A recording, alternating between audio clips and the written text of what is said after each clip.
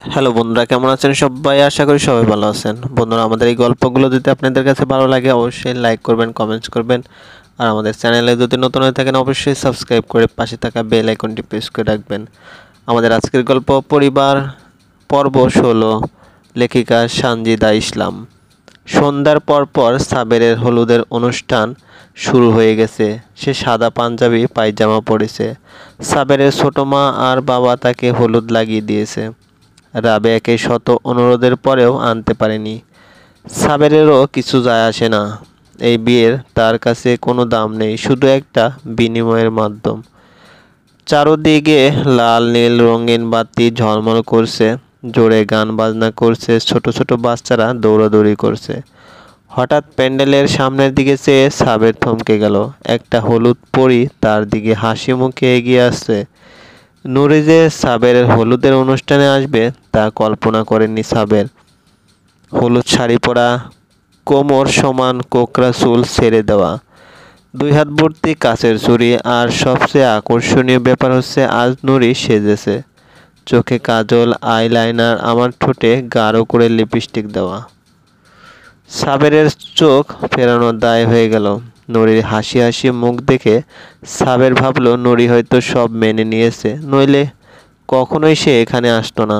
সাবেরের মনে শীতল হাওয়া বয়ে গেল। নুরির সাথে সাথে রাবেয়াও আছে। তার মুখে ঘোর অন্ধকার ছেয়ে আছে। কেউ দেখলে বলবে না তার ছেলের বিয়ে। রাবেয়া ভেবে পাচ্ছে না নুরি কি করতে চাইছে। নিজের স্বামীর বিয়েতে কেউ এমন করে সেজে আসে, আবার সাথে করে তাকেও নিয়ে এসেছে। মেয়ের এমন অদ্ভুত আচরণ দেখে রাবেয়া রীতিমতো বিরক্ত। এদিকে সাবের আশেপাশে খেয়াল করে দেখল তার মতো প্রায় অনেকেই নুরিকে চোখ দিয়ে রীতিমতো গিয়ে খাচ্ছে। ব্যাপারটা তার হজম হলো না। তার গা জ্বলে যাচ্ছে। কি দরকার ছিল এত সুন্দর করে সাজার? নুরি গিয়ে সাবেরের পাশে বসলো। তারপর সাবেরের দিকে তাকিয়ে মিষ্টি হাসি উপহার দিল। সাবেরের সব রাগ নিমিষেই পানি হয়ে গেল। মেয়েটার হাসিতে কিছু আছে যা সাবেরকে এলোমেলো করে দেয়। নুরি কিছুটা হলুদ নিয়ে সাবেরকে ছোঁয়াতে নিলে সাবের ফিসফিস করে বলল, আমারে জ্বালাইতে তোর অনেক ভালো লাগে না রে? নুরি হালকা হেসে বলল, ও মা, আমি আবার কি করলাম? তুই এমন যাইজা গুইজা এখানে কি করছো? আমি তো আপনারে হলুদ দিতে আইছি, নাকি বাড়ির আশ্রিতার হাতে হলুদ ছোঁয়াইলে আপনার জাত যাইব? আমিও একবার তাই ভাবছিলাম, পরে ভাবলাম এতদিন তো আপনি আমারে আরো গভীরভাবে ছুঁইছেন, তখন তো সমস্যা হয় নাই। তাই আমিও একটু হলুদ দিতে আইলাম। শত হোক আপনি আমার স্বামী ছিলেন। নুরির কথার পিঠে সাবের কি বলবে বুঝতে পারছে না। তার নিজেকে অনেক অসহায় লাগছে। তার রাগ হচ্ছে নুরির কথা শুনে, কিন্তু কিছু বলতে পারছে না, কারণ কথাগুলো তো সেই তাকে বলেছে। নুরি যে তাকে আঘাত করার জন্য কথাগুলো বলছে তা সে বেশ ভালোই বুঝতে পারছে। তার বলতে ইচ্ছে করছে, বিশ্বাস কর নুরি, আমি তোরে ওই দিন এইসব কথা বলতে চাই নাই। তোরে থামানোর আর যে কোনো রাস্তা আছিল না। আমি তোর কথায় দুর্বল হইয়া যাইতাছিলাম, এই কারণে তোরে এসব কথা কইয়া চুপ করাইছি। কিন্তু কিছুই বলতে পারল না সে। নুরি তার গালে হালকা হলুদ ছুঁয়ে ছলছল চোখে তার দিকে তাকিয়ে চলে গেল। সারা অনুষ্ঠানে নুরিকে আর দেখল না সাবের। অনুষ্ঠান শেষে রাতে গিয়ে তাকে খুঁজে পেল না। নিশ্চয়ই মায়ের সাথে আছে। তাই তাদের ঘরে যাওয়ারও সাহস পেল না সে। সারা রাত নিজের ঘরের দুয়ারে বসে কাটিয়ে দিল। খুব ভোর থেকেই শুরু হলো বিয়ে বাড়ির রান্না বান্না। আরিফাও খুব সকাল সকাল ঘুম থেকে উঠেছে। তার কাছে কয়েকদিন যাবৎ সবার আচরণ অন্যরকম লাগছে। রাবেয়ার ছেলের বিয়ে, কিন্তু সে সাবেরের কোনো অনুষ্ঠানের আশেপাশেও গেছে না। কেমন সারাদিন ঘরের দরজা লাগিয়ে বসে থাকে, চেয়ারম্যান সাহেবের সাথেও কথা বলে না। নুরিকে তো দেখাই যায় না যে সারাদিন সাবেরের আশেপাশে ঘুরে। আরিফা মনে মনে ভাবল নুরি হয়তো শোক পালন করছে, তার উদ্দেশ্য সফল হয়নি বলে। নিজেকে সে বিশ্ব সুন্দরী ভাবে। তাই নুরিকে আর একটু জ্বালানোর জন্য তার ঘরের দিকে অগ্রসর হলো। পথেই সাবেরের সাথে দেখা হলো। সে মাথা নিচু করে ঘরের সামনে বসে আছে।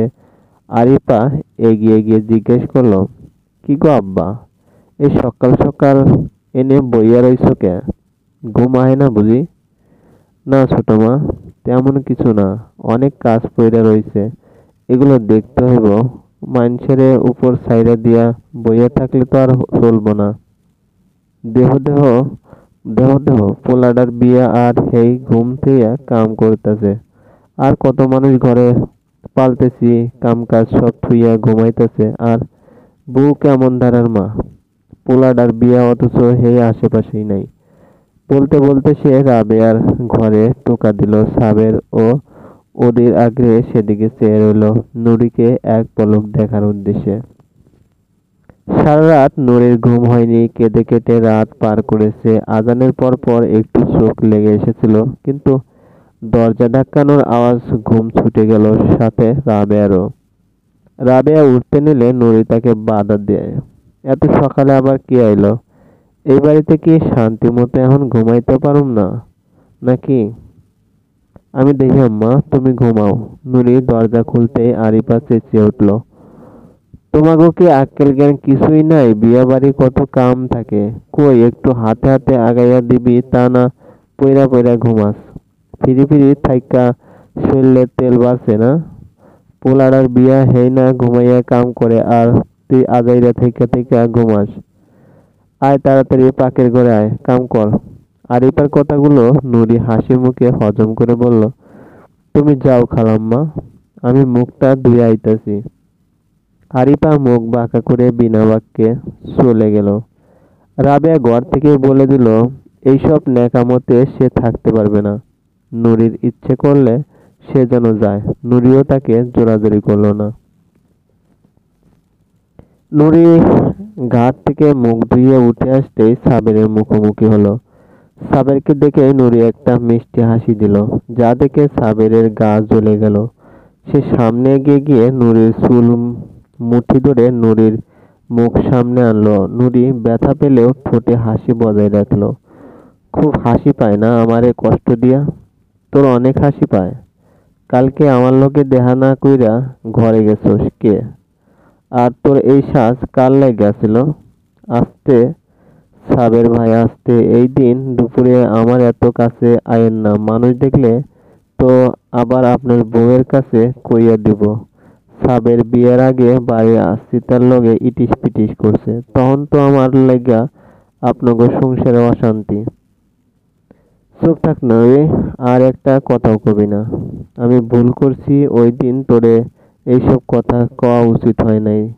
তাই বললা তুই কথায় কথায় আমার লগে এমন করবি? সাবের নুরিকে বুকে টেনে নিল। আমার কিছু ভালো লাগতেছে না নুরি, অস্থির অস্থির লাগতেছে।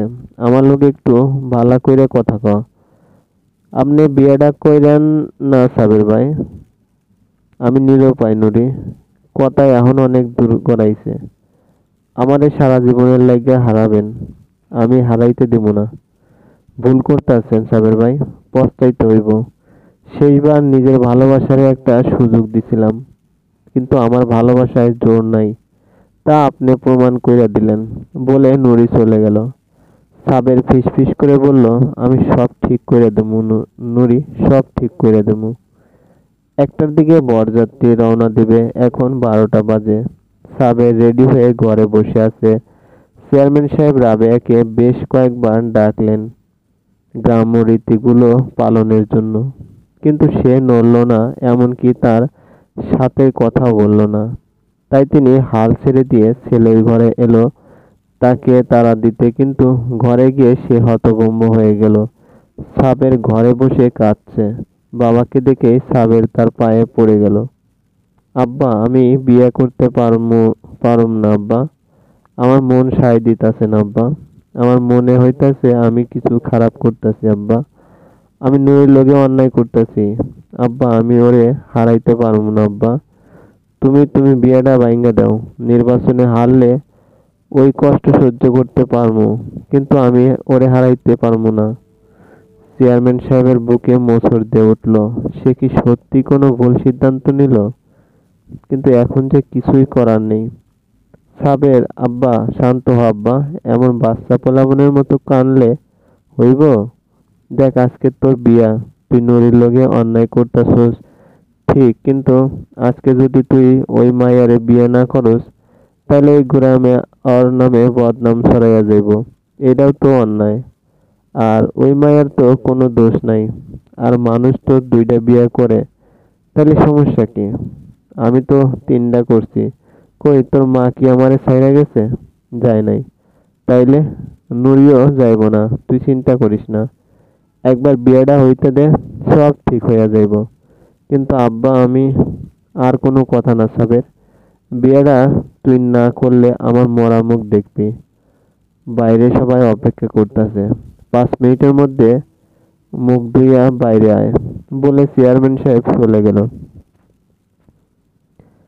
সাবের বেরোনো আগে আশেপাশে চোখ বুলিয়ে নিল। নুরি অশ্রুসিক্ত নয়নে সাবেরের দিকে তাকিয়ে আছে। সাবের তার এই চাহনি সহ্য করতে পারল না, রওনা দিল বিয়ের উদ্দেশ্যে।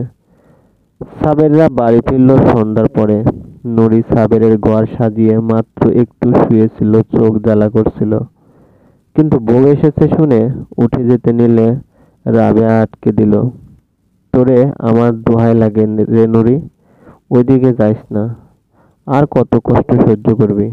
আম্মা, ইট চিহ্ন, ইট কিন্তু নরম মাটি থেকে হয়, মাটির যত পোড়ায় তত শক্ত হয়, তারপর সেটা দালান গড়ার উপযোগী হয়। মনে করো আমিও তেমন পড়তাছি, আস্তে আস্তে শক্ত হমু। আমার তো এই সবের অভ্যাস হওয়া লাগবো, আমারে আরো কঠিন হইতে হইব। তুই এনে কিল্লেগা পইরা রইছিস নুরি, চল আমরা ট্যুরে চইলা যাই। তোর এগুলো সহ্য করা লাগবো না, আমি এগুলো অনেক আগে সহ্য কইরা আইছি। এর থেকে মরণ যন্ত্রণা ভালো। ঋণ শোধ করতেছি আম্মা, ঋণ শোধ হইলেই চইলা যামু। মানে? কিছু না, চলো বউ দেখে আহি। তুই আমার চোখের সামনে থেকে দূর হ, কাল নাগিনী। নুরি মুচকি হেসে সাবেরের ঘরে চলে গেল। তার বিছানায় সুন্দর একটি মেয়ে বসে আছে। নুরি তার পাশে গিয়ে বসলো। তারপর হালকা কথা বলে জানতে পারলো মেয়েটা বেশ মিশুক, সহজেই সবাইকে আপন করে নিতে পারে। তার সাবের ভাইকেও খুব তাড়াতাড়ি আপন করে নিবে। তাহলেই তো সে এখান থেকে মুক্তি পাবে। অনেক রাত হয়ে গেছে, সাবের এখনো ঘরে আসেনি। এদিকে শাহিদা মেয়েটা নুরিকে ছাড়তে চাচ্ছে না। নুরি এক প্রকার জোর করেই বেরিয়ে এলো, নয়তো লোক নানান কথা বলবে। ঘর থেকে বের হতেই তার সাবেরের সাথে দেখা হলো। তার চোখ দুটো লাল হয়ে আছে। তা দেখে নুরি আবার হাসলো। সাবের কিছু বলল না তাকে, তাই সে নিজেই আগে বলল, নজর লোকাইতেছেন সাবের ভাই? চিন্তা করেন না, আমি আপনার বউরে কিছু কমু না। বউ কিন্তু আপনি অনেক সুন্দর পাইছেন, একেবারে আপনার সমানে সমানে। আপনার লগে ভালো মানাইব। আর তারে তো আর বলতে পারি নাই, আপনারে বলি। বাসর কিন্তু আমি সাজাইছি, আপনার পছন্দের ফুল দিয়া। কেমন হইছে কইবেন কিন্তু। আপনার ঘর গুছানো আর আপনার দুইটার দায়িত্ব আজকে থেকে আপনার বউরে দিয়ে দিলাম। বলে নুরি চলে গেল। চোখে আসা জলের কোনা সাবেরের অগোচরে মুছে নিল। সাবেরের ইচ্ছে করলো বলতে, তুই আমার বউ, আর কেউ না, কেউ না, কেউ না, চলবে।